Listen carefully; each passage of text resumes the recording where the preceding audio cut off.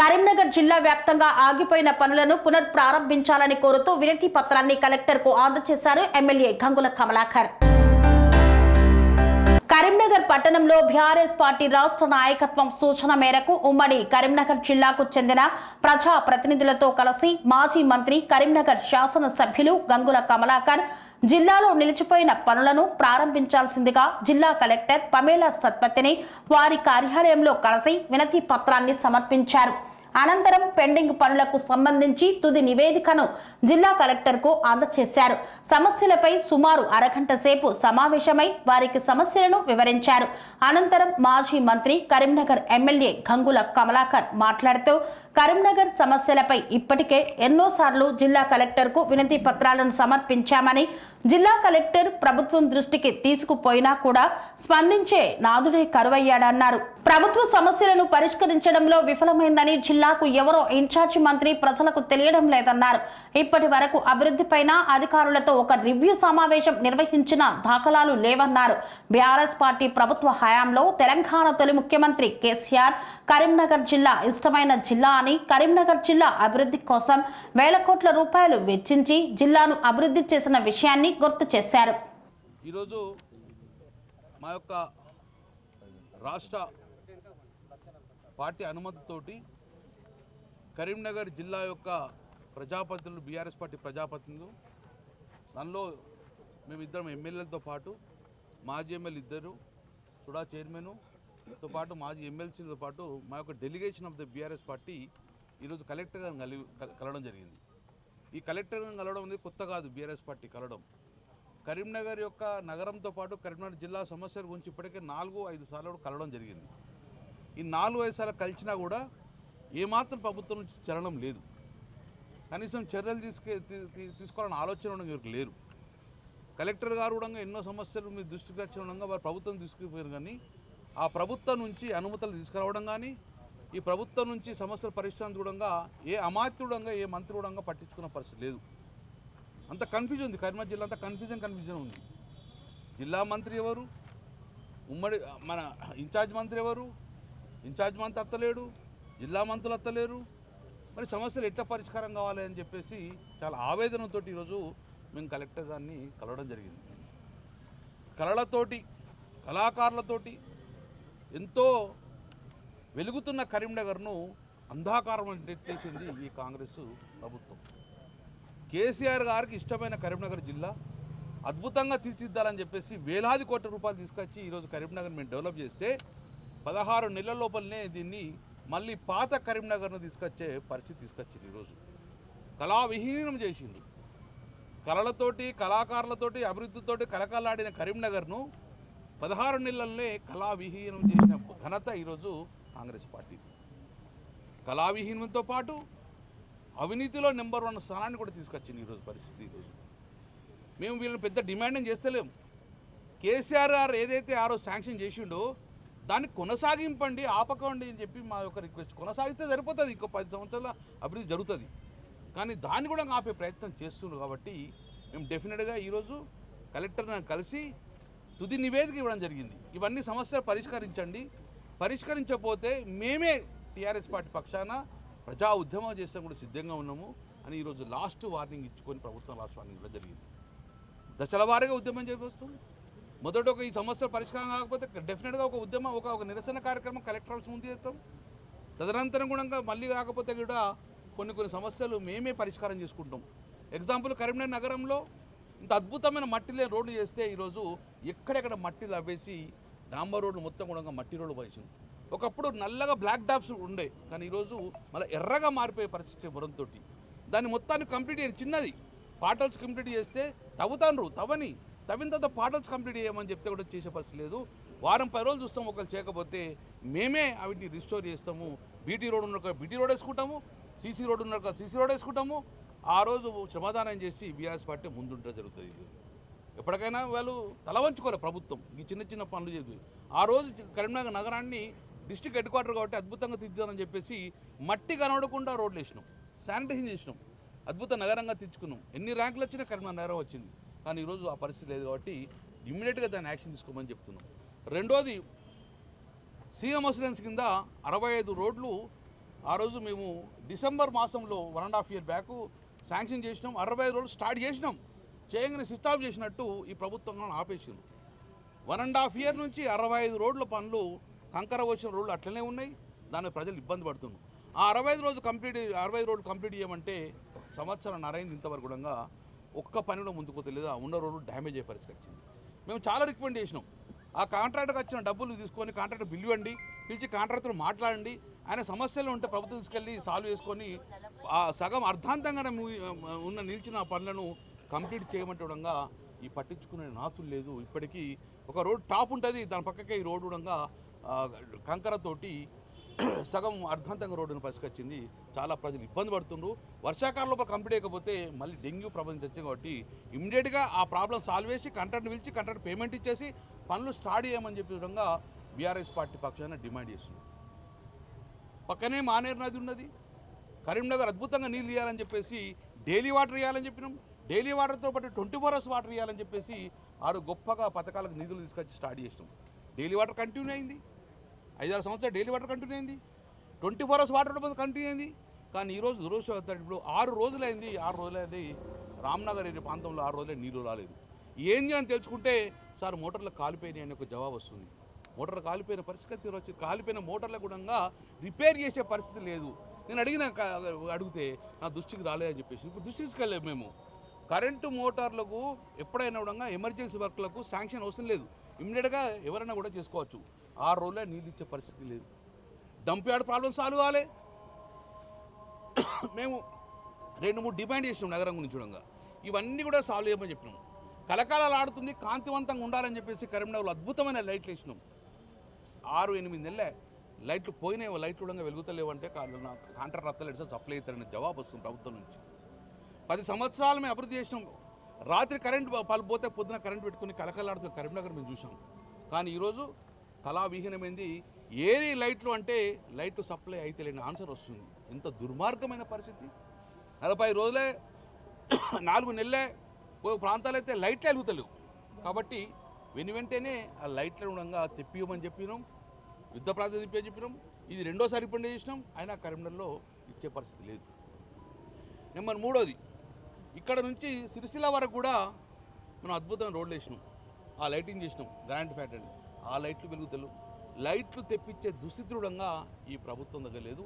దాన్ని కనీసం రివ్యూ చేసేందుకు అవకాశం కూడా లేదు. కేబుల్ బ్రిడ్జి సౌత్ ఇండియాలో ఫస్ట్ కేబుల్ పెట్టినాం.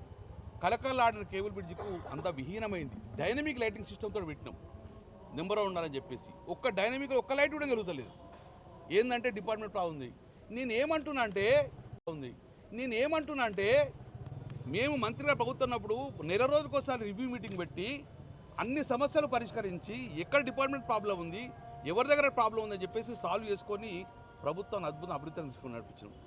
ఇక్కడ రివ్యూ మీటింగ్ లేదు. ఎవరు మీటింగ్ పెట్టాలో, ఏ మంత్రి పెట్టాలో తెలియదు.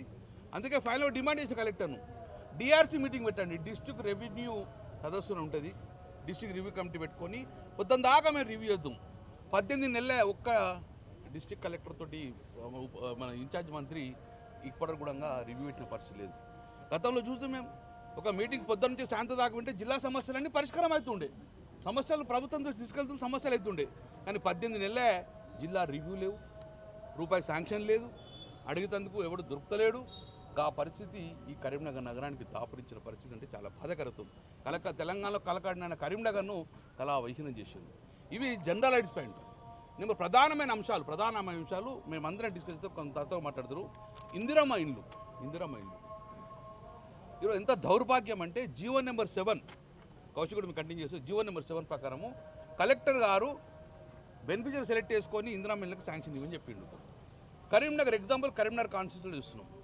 కరీంనగర్ కాన్స్టిట్యూన్సీలో ప్రజాపాలన పెట్టిండ్రు, బెనిఫిషియరీ శాంక్షన్ లిస్టు అనౌన్స్ చేసుకున్నారు, తీసుకుపోయి కలెక్టర్ గారు లాగిన్లో ఉన్నది.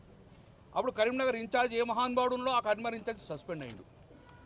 కొత్త ఇన్ఛార్జ్ కోసం చూసి ఆయనతో ఇవన్నీ ఇప్పుడు క్యాన్సిల్ అని చెప్తారు. ఇప్పుడు రాత్రి క్యాన్సిల్ అని చెప్తారు. ఆ బెనిఫిషియరీ లిస్ట్ మొత్తం లాగిన్లో నుంచి ఇంతవరకు శాంక్షన్ కాలేదు, అది క్యాన్సిల్ చేసి మళ్ళీ కొత్త ఇన్ఛార్జ్ వస్తాడు కరీంనగర్ కాన్స్టిట్యూన్సీకి, ఆయన ఒక లిస్ట్ ఇస్తారట. అంటే మరి ఆయన ఎవరు లిస్ట్ ఇస్తాడు?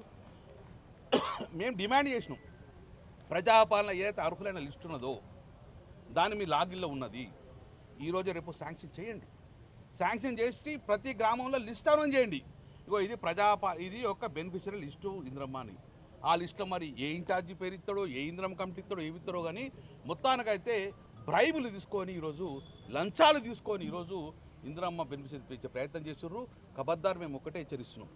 ఒకవేళ అనర్హుని గిట ఇచ్చి అర్హులను ఉన్న లిస్టులకి పేరు చేస్తే డెఫినెట్గా మీకు మూల్యం తప్పది చెల్లిస్తాము. గ్రామాలలో కూడా మీకు రానిచ్చే పరిస్థితి లేదు. అందుకే మేమేమంటున్నాం, మీకు వచ్చిన లిస్టులో బెనిఫిషియరీ లిస్ట్ ఎంత, మీరు ఎంతమందికి అనౌన్స్ చేసిండ్రు, అనౌన్స్ చేసిన పేర్లు ఇప్పుడు కూడా ఇచ్చే పరిస్థితి లేదు. కాబట్టి ఇది జిల్లా అంతటా కూడా ఇదే పరిస్థితి. కాబట్టి మా యొక్క ప్రధాన డిమాండ్ ఇందిరమ్మ ఇళ్ళ బెనిఫిషరీ ఏదైతే గవర్నమెంట్ జియో ప్రకారం ఉందో అర్హులైన వారికి మాత్రమే కేటాయించాలి. అనర్హులకు కేటాయించి మాత్రం డెఫినెట్గా ప్రజా ఉద్యమం తప్పదని చెప్పి కూడా హెచ్చరిస్తున్నాం. డివిజన్ వైజ్ ఎన్ని చేసినారు మీరు, ఆ లిస్ట్ ఎంతమంది వచ్చింది, ఎన్ని ఇస్తారు, ఎన్ని బెనిఫిషరీ లిస్టు ఫైల్ చేసిర్రు, ఎన్ని ఇస్తా అనుకుంటున్నారు. ఒకటి L1 అంటున్నారు, L2 అంటారు, L3 అంటారు. L1 అంటే నీకు భూమి ఉండి లేకపోతే ఇస్తా అంటున్నారు. L2 అంటే నీకు భూమి లేదు, లేదంటే L1కే ఇంకా దిక్కు లేదు. L2, L3 ఎప్పుడు ఇస్తామని మేము డిమాండ్ చేస్తున్నాం. సో ఇవన్నీ కూడా డెఫినెట్గా ప్రజల పక్షాన ఉంటాం, ప్రజల పక్షాన ఉండి మేము కొట్టాడతాం. మేము దళిత బంధు ఇచ్చినాం, సాచ్యురేషన్ మోడ్లో ఇచ్చినాం, కళ్యాణ లక్ష్మి ఇచ్చినాం. ఏ ప్రభుత్వం అని చెప్పి ఏ పార్టీ అని అందరికీ ఇచ్చుకుంటే విన్నాం సాచ్యురేషన్ మోడ్లో. అట్లనే ఇందిరమ్మ కూడా ఏ పార్టీ అని చూడకుండా ప్రతి ఒక్కరికి ఇచ్చే ఎక్కడ తెలంగాణలో తెలంగాణ బిడ్డగా మార్చి ఇవ్వాలని చెప్పేసి మా ప్రధాన డిమాండ్ చేస్తున్నాం. రేషన్ కార్డ్స్ ఎన్ని వచ్చినో తెలియదు, అందరికి ఇస్తా అంటుర్రు. ఈ రోజు కూడా రేషన్ కార్డు ఒక్కటి ఇవ్వాలి, ఈ రోజు కూడా ఒక్క రేషన్ కార్డు ఇవ్వాలి. ఏదో కాలయాపన చేస్తూ ఉన్నారు. కరీంనగర్ జిల్లాలో ఎన్ని రేషన్ కార్డు అప్లికేషన్లు వచ్చింది, నువ్వు ఎంతమందికి ఇచ్చినావు, ఎంతమంది బెనిఫిషియల్ లిస్ట్ అనౌన్స్ చేయమంటాడు, ఇంతమంది అనౌన్స్ చేసే పరిస్థితి లేదు. కాబట్టి మా డిమాండ్ ఎంతమంది రేషన్ కార్డు ఇస్తున్నావో అనౌన్స్ చేయి, ప్రజాపాలన తీసుకున్నది అనౌన్స్ చేసి ఈరోజు మీరు అక్కడ బోర్డు పెట్టండి. మాకు నిన్న తెలిసింది ప్రజాపాలన మొత్తం కూడా మీ అందరికీ రేషన్ కార్డు ఇచ్చామంటే సపోర్ట్ కొట్టుకున్నారు. ఇవన్నీ ఇప్పుడు క్యాన్సిల్ అంటారు. మళ్ళీ ఏం చేసిర్రు, ఆన్లైన్లో అప్లై చేయమన్నారు. ఆన్లైన్ అప్లై ఇస్తామని చెప్పి మళ్ళీ కొత్త రూల్ పెడుతున్నారు. కన్ఫ్యూజ్ చేసి మొత్తానికి అయితే ప్రజలను మొత్తం అన్యాయం చేస్తున్నారు. మేము ఒకటే డిమాండ్ చేస్తున్నాం, రేషన్ కార్డులు ఎన్ని అప్లికేషన్కి వచ్చినాయి, ఎంతమందికి ఇచ్చినావో బహిర్గతం చేయాలి, శ్వేతపత్రం ఇవ్వాలి, అందరికి అర్హుల వాళ్ళకి ఇవ్వాలని చెప్పి మా ప్రధాన డిమాండ్ ఉన్నది. ఇంకొకటి మెర్జుడ్ విలేజెస్ ఎవడు కలుపుమన్నాడు మిమ్మల్ని, ఎందుకు కలుపుకున్నావు నువ్వు? కరీంనగర్ కార్పొరేషన్ మెర్జుడ్ విలేజెస్ వాళ్ళు పోయే పరిస్థితి లేదు. అక్కడికి అధ్వానం మురికి కంపులాగా మారిపోయింది. ఒక నాయకుడు పోయిలేడు, ఒక అధికారి పోయిలేరు, ఒక శానిటేషన్ లేదు, ఒక లైటింగ్ లేదు, నా యొక్క గ్రామ పంచాయతీ నిధులు వస్తలేదు, నా మున్సిపల్ నిధులు వస్తలేవు. రెండు కాకుండా ఆ యొక్క కంపు కొట్టే పరిస్థితి వచ్చింది. ఇమ్మీడియట్గా మీరు ఒక స్పెషల్ ఆఫీస్ పరిపాలన చేసుకొని మీరు ఆ మెర్జింగ్ విలేజెస్ కూడా మీరు డెవలప్మెంట్ చేయాలని చెప్పేసి నేను రిక్వెస్ట్ చేస్తున్నాను. మొత్తం లైటింగ్తో పాటు శానిటేషన్ అరిష్ట అవసరమైంది. నేను అంత మంచి అద్భుతమైన ఐలాండ్స్ డిజైన్ చేసుకున్నాను. మన ఐలాండ్ చూసి ఎంతోమంది వందల మంది కూడా రాష్ట్రం మొత్తం వచ్చి సెల్ఫీ తీసుకుంటారు. ఇప్పుడు సెల్ఫీ తీసుకుంటారే, వంగిపోయినాయి, కూలిపోయినాయి, మొత్తం అధ్వాన పరిస్థితుల్లో ఉన్నాయి ఈరోజు. కాబట్టి కరీంనగర్ యొక్క సుందరీకరణ కంటిన్యూ చేయండి. లక్షల కోట్లు మీరు ఖర్చు లేదు, మేము తెచ్చిన దాన్ని మీరు కంటిన్యూ మెయింటైన్ చేయమని చెప్పేసి మా ప్రధాన డిమాండ్ ఉన్నది. ఇంకా మిగతా వర్క్స్ చూడంగా అన్ని క్యాన్సిల్ చేసారు. ఎస్డిఎఫ్ మీద తెచ్చిన మొత్తం క్యాన్సిల్ చేసారు. కక్ష సాధింపుతారండి. ఇక మేము ఏ శాంక్షన్ చేస్తే క్యాన్సిల్ చేసుకొని పెట్టే పరిస్థితి వచ్చింది. కాబట్టి నేను ఒకటే డిమాండ్ చేస్తున్నాం, ఈ సమస్యలను ఇప్పుడు మేము దృష్టి తీసుకొచ్చినాము. అంచెల వారీగా, దశల వారీగా డెఫినెట్గా ప్రభుత్వం మీద మేము ఒత్తిడి తీసుకొస్తాము. డెఫినెట్గా మా యొక్క బీఆర్ఎస్ పార్టీ ప్రజల పక్షాన పోరాటం చేసేసి ప్రజలకు ఏదో సమస్యలు ఉందో అది ఇందిరా మిల్లు కానీ, లేకపోతే రేషన్ కార్డ్స్ కానివ్వండి, లేకపోతే డెవలప్మెంట్ వర్క్స్ కానీ, వాటర్ కానీ, లైటింగ్ కానీ, ఏ సమస్య ఉన్నా ప్రజల పక్షాన ఉంటాము, పోరాటం చేస్తాము, ప్రభుత్వం నిలదీస్తాము. కాబట్టి ఇప్పటికే తేరుకోండి, ప్రజా ఉద్యమాలు చేయకముందే మీరు ఇమీడియట్గా యాక్షన్ తీసుకోమని చెప్తున్నాం. మేము మున్సిపల్ కమిషన్ కూడా మీరు హెచ్చరిస్తున్నాం. మున్సిపల్ కమిషన్ ఆఫ్ కరీంనగర్ ఏం చేస్తున్నావు, అసలు నువ్వు ఏం నడుస్తుంది, ఏం చేస్తున్నావు, ఏం వర్క్స్ నడుతున్నాయి అక్కడ? తిరుగుతుండ్రా, ఫీల్డ్లో తిరుగుతుండ్రా, కంపు కొడుతుంది కరీంనగర్ నగరం. తిరగండి, ప్రజలల్లో మధ్యలో తిరగండి, శాంక్షన్ చేసుకోండి. నేను ఒక మంత్రిగా నేను టౌన్ తిరిగినా, మీరు అధికారులు తిరిగే పరిస్థితి లేదు. ఒక పని చేస్తే 6 నెలల దాకా పని కాకపోతే ఇట్లా, ఒక మోటార్ కాలిపోతే 6 రోజుల దాకా మోటార్ కాకపోతే ప్రజలు ఎట్లా చదువుతారు? నువ్వు డైలీ వాటర్ ఇస్తలేవు, 6 రోజులుగా వాటర్ ఇస్తావు, ఏంది పరిస్థితి?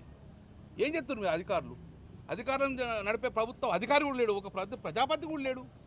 అంత విచ్చలి వీడితనంగా ఉన్నది ఈరోజు. అయోమయం అనాథగా మార్చే పరిస్థితి వచ్చింది. కాబట్టి డెఫినెట్గా కలకల్లాడుతున్న కరీంనగర్ యథాస్థితి తీసుకొచ్చే బాధ్యత మేము తీసుకుంటాం. కాబట్టి మిమ్మల్ని డెఫినెట్గా మెడల్ వంచాను పని చేయించుకుంటాం. కాబట్టి మేమందరం జిల్లా పార్టీ ఇప్పుడు మళ్ళీ మీటింగ్ పెట్టుకున్న తర్వాత పెట్టుకొని ఇవాళ కేసీఆర్ గారి నాయకత్వంలో, కేసీఆర్ గారి ఆదేశాల మేరకు ఇవాళ గంగ్ల కమలాకర్ అన్న, నేను, నాతో పాటు మాజీ ఎమ్మెల్యేలు రసమే బాలకిషన్ అన్న, రవిశంకర్ అన్న, మాజీ ఎమ్మెల్సీ నారదాస్ లచ్చన్న, సుడా చైర్మన్ గారు, మా మాజీ సుడా చైర్మన్ గారు, మా జిల్లా అధ్యక్షులు మరియు మా జిల్లాకు సంబంధించిన ముఖ్య నాయకులు అందరం కూడా ఇవాళ కేసీఆర్ గారి నాయకత్వంలో కలెక్టర్ గారిని కలవడం జరిగింది.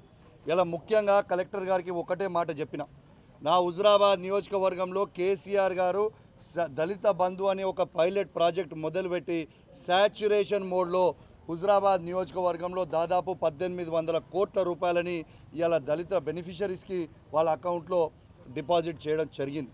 దాంట్లో దాదాపు 13,000 మందికి ఆల్రెడీ వచ్చేసినాయి. ఇంకో 5,000 మందికి 5,000 కుటుంబాలకి వాళ్ళకి డబ్బులు ఆల్రెడీ వాళ్ళ అకౌంట్లో ఉన్న వీళ్ళు ఫ్రీజ్ చేసి పెడతా ఉన్నారు. మీరు దయచేసి వెంటనే ఆ డబ్బుల్ని రిలీజ్ చేయాలి అని చెప్పి నేను ఇవాళ కలెక్టర్ గారికి రిప్రజెంటేషన్ ఇవ్వడం జరిగింది. అనేకసారి అసెంబ్లీలో కూడా అడగడం జరిగింది. దాంతోపాటు ఖచ్చితంగా కలెక్టర్ గారు చేస్తామని చెప్పబట్టి దాదాపు 18 నెలలు అవుతా ఉంది. మరి ఇప్పుడు చేస్తారేమో అని నేను విజ్ఞప్తి చేస్తా ఉన్నాను. పాప మా పేద దళితులతో పాటు నాతో పాటు మేము రోడ్లు ఎక్కితే ఈ ప్రభుత్వం దళితుల మీద కేసులు పెట్టింది కూడా మరొకసారి మీ అందరికి కూడా గుర్తు చేస్తూ ఉన్నాను. పేద దళిత మహిళల మీద కూడా కేసు పెట్టింది అని కూడా చెప్తా ఉన్నాము. కలెక్టర్ గారికి ఆ కేసులు కూడా ఖచ్చితంగా తీసేయాలని మేము కలెక్టర్ గారిని రిక్వెస్ట్ చేయడం జరిగింది. అన్నిటికంటే ముఖ్యం ఇప్పుడు మీ అందరికి కూడా చెప్తున్నా, ఇది చాలా చాలా ఇంపార్టెంట్ అయిన విషయం. ఈ రాష్ట్రంలో జరుగుతున్న అవినీతి మరొక భారీ స్కామ్, ఇంద్రమ్మ ఇండ్లలో ఈ తెలంగాణ రాష్ట్రంలో భారీ స్కామ్ జరుగుతూ ఉంది. ఖచ్చితంగా దీని మీద ఎంక్వైరీ అయ్యాలి అని నేను డిమాండ్ చేస్తూ ఉన్నాను. ఎందుకు చెప్తున్నా అంటే ఇలా ఒక్క ఇల్లు తీసుకోవాలంటే ఒక్క ఇల్లు శాంక్షన్ చేస్తే 50,000 రూపాయల లంచాలు మరి తీసుకుంటున్నారు. ఇది ఏ కాంగ్రెస్ నాయకుడు తీసుకుంటుండో ఖచ్చితంగా దాని మీద ఎంక్వైరీ జరగాలని చెప్పి నేను డిమాండ్ చేస్తూ ఉన్నాను. ఇవాళ జియో నంబర్ 7లో ఏమని చెప్పిండ్రు? జియో నంబర్ 7లో ఇవాళ వాళ్ళు ప్రభుత్వం ఇచ్చిన జియోనే, ఆ జియోలో ఏం చెప్పిండ్రు? గ్రామ సభలో పెట్టి ఇవాళ బెనిఫిషరీస్ని మేము ఎంపిక చేస్తాము అని చెప్పిండ్రు. మరి ఇలా గ్రామ సభ, నేను ఉదాహరణ చెప్తున్నా, నా నియోజకవర్గమే చెప్తా ఉన్నాను. 107 గ్రామ పంచాయతీలు ఉన్నాయి, 60 వార్డులు ఉన్నాయి. నేను సవాల్ విసురుతున్నా, ఛాలెంజ్ కడతా ఉన్నా. ఏ ఒక్క ఊర్లో కానివ్వండి, ఏ ఒక్క వార్డులో కానివ్వండి గ్రామ సభ పెట్టి బెనిఫిషరీస్ని ఎంపిక చేసిండ్రా? దీనికి నేను జవాబు అడిగితే, ఇప్పుడు గంగుల కమలాకర్ అన్న గారి నాయకత్వంలో మేము జవాబు అడిగితే కలెక్టర్ గారు చెప్తా ఉన్నారు, ప్రజాపాలనలో మేము పెట్టినాం గ్రామ సభ అన్నాడు. ప్రజాపాలన అప్లికేషన్లకి గ్రామ సభలు పెట్టలే, ప్రజాపాలనలో అప్లికేషన్లు మాత్రమే తీసుకున్నారు. నా హుజురాబాద్ నియోజకవర్గము ఉదాహరణ చెప్తా ఉన్నాను. నా హుజురాబాద్ నియోజకవర్గంలో 39,000 మంది ఎలిజిబుల్ అని 5 మండలాలలో 2 మున్సిపాలిటీలలో వాళ్ళే డిసైడ్ చేసిండ్రు. మరి ఆ 39,000 మందిలలో ఇవాళ ఇప్పుడు అనౌన్స్ చేస్తున్న లిస్టులు బూత్కి 9 అని ఎట్లా అనౌన్స్ చేసిర్రు? మరి గ్రామసభ ఎందుకు పెడతలేరు? ఎవరు ఇంట్రెస్ట్ ఉన్నది ఇలా? మరి గ్రామసభ పెట్టి బాజాబ్తు ఆయన ఏ నాయకుడు ఏ పార్టీలను ఉండనివ్వండి, కాంగ్రెస్ పార్టీలో ఉండనివ్వండి, బీజేపీ పార్టీలో ఉండనివ్వండి, బీఆర్ఎస్ పార్టీలో ఉండనివ్వండి, ఎలిజిబుల్ ఉంటే వాళ్ళకి ఖచ్చితంగా ఇవ్వాలి. ఇలా రాజకీయం చేయకూడదు. మరి ఇలా రాజకీయం చేసుకుంటూ చేయకూడదు అని చెప్పుకుంటూనే రాజకీయం చేసుకుంటూ గ్రామ సభ లేకుండా మీరు ఎందుకు ఎంపిక చేసిండ్రు? ఎవరిని అడిగి ఎంపిక చేసిరని చెప్పి మేము అడుగుతా ఉన్నాం. ఖచ్చితంగా దాని మీద జవాబు చెప్పాలి.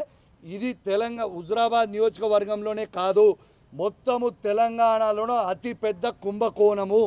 నేను బాజాబ్తు చెప్తా ఉన్నా, దీని మీద ఎంక్వైరీ చెయ్యాలి. ఇది కుంభకోణం అనేది ఖచ్చితంగా క్లియర్గా కనబడతా ఉంది. మీరు ఎలిజిబుల్, ఇప్పుడు వాళ్ళు బోర్డు మీద పెట్టిన లిస్ట్ ఉన్న వాళ్ళని పోయి అడగండి. ఇలా వాళ్ళ దగ్గర డబ్బులు 50,000 రూపాయలు ఒక్కొక్కరి దగ్గర తీసుకున్నారా తీసుకెళ్ళలేదా అనేది వాళ్ళని అడగండి. ఖచ్చితంగా ఇది భారీ కుంభకోణం, పెద్ద స్కాము.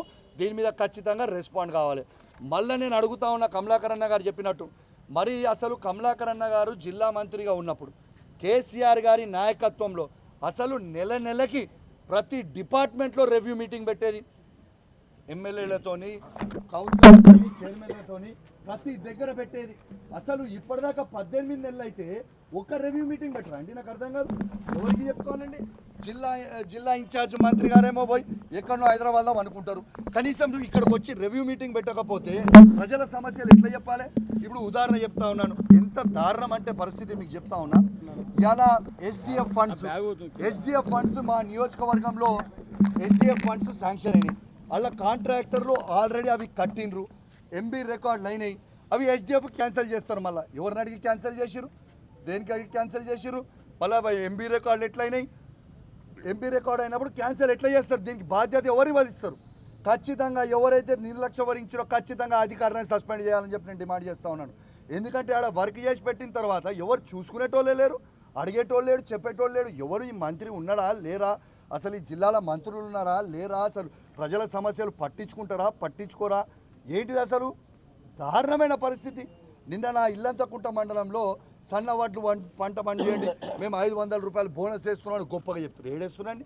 నిన్న ఇల్లంతకుంట మండలంలో మరవన్పల్లి గ్రామంలో అమరేందర్ రెడ్డి అనే ఒక రైతు సన్నవడ్లు పండియమంటే పండిస్తే వర్షంకి తడుస్తూ ఉంది, ధాన్యము ఎత్తుకుంటామంటే కనీసం తీసుకుపోతలేరు. జమ్మికుంటలో ఆడున్న మిల్లు నేడే తీసుకుంటారు, మేము కరీంనగర్ పంపుతామని నిన్న వాళ్ళు వైరల్ అయినప్పుడు చెప్పారు. ఎందుకు తీసుకోవాలని జమ్మికుంటలో దేనికి తీసుకుంటారు? ఈ ప్రభుత్వం ఏమి చేస్తుంది అని చెప్పి నేను అడుగుతా ఉన్నాను. ఖచ్చితంగా మేము చెప్తా ఉన్నాం, కాంగ్రెస్ మంత్రులకు చెప్తా ఉన్నాం, రేవంత్ రెడ్డి గారు కూడా చెప్తా ఉన్నాం. ఖచ్చితంగా మేము కేసీఆర్ గారి నాయకత్వంలో ప్రజల పక్షాన నిలబడి తీవ్రమైన ఉద్యమం చేస్తాం. మీరు మీ ఇష్టరాజ్యం చేసుకుంటా అందాల పోటీ ఎవరు అడిగింది భయ్? అందాల పోటీల మీద రివ్యూ మీటింగ్ పెడుతుండు. ఒక్క రైతుల ప్రొక్యూర్మెంట్ మీద రివ్యూ మీటింగ్ పెట్టిండా? ధాన్యం తడిచి రైతులు అల్లాడిపోతున్నారు. ఇప్పటిదాకా రైతులను పట్టించుకుంటా. పనేసియా మెరిడియన్ హాస్పిటల్స్ ప్రతి సామాన్యుడికి అందుబాటులో అంతర్జాతీయ వైద్య ప్రమాణాలతో వైద్యం, 24 గంటల అంబులెన్స్ సర్వీసుతో పాటు అత్యవసర సేవలతో ఏర్పాటైన చికిత్సా విభాగం.